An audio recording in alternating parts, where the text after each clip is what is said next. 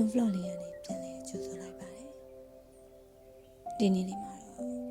တို့ရဲ့နယူးဇီလန်ကိုဆက်ရောက်တဲ့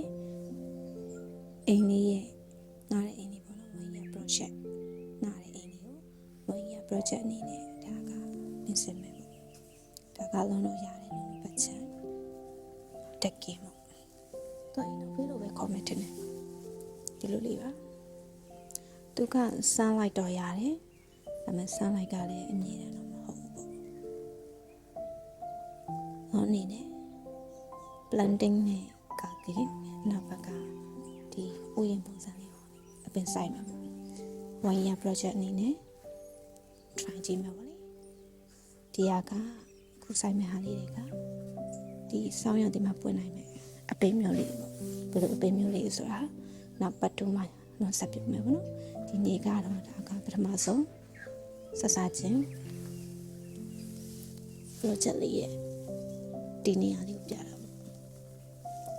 လူတို့ဒီမျိုးစီလမ်းမှာဆိုရင်ဒီဂျွန်လိုင်းက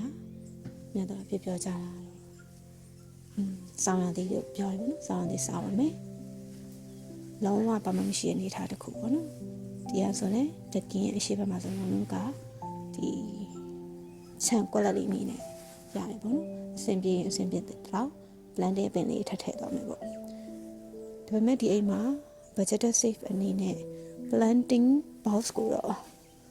တသားရှာလို့ပေါ့တသားရခိုင်နော်သုံးပြမယ်လောလောဆယ်တော့စီစဉ်ထားတဲ့ blending box လေးတွေက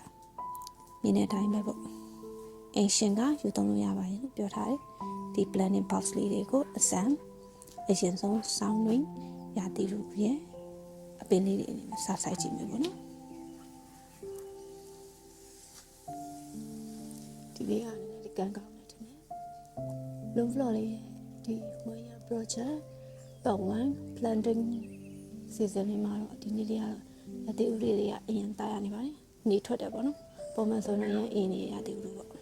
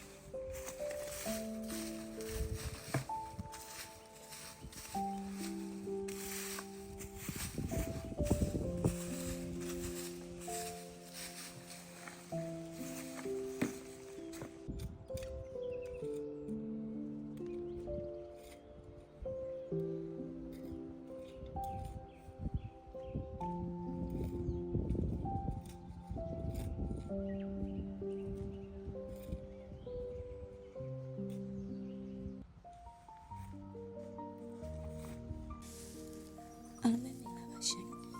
ခုလုံးတော့ဒီစလေးစားလို့ပါပေါ့ blend အတွက်အဓိကညချီပြန်နောက်တစ်ခုကဒီအစုဖြစ်ပေါ်တဲ့အစုနဲ့နောက်တစ်ခုကကျတော့အသေးရွယ်နဲ့ဒီမှာပါအသေးရွယ်မှာအချင်းချင်းနဲ့အသေးရွယ်တွေကိုနေပြီးတော့မြေဆွေးအစုတက်နေနဲ့ပုံအချောင်းနေနဲ့ကတော့အသေးရွယ်ချောင်းနဲ့ဒီက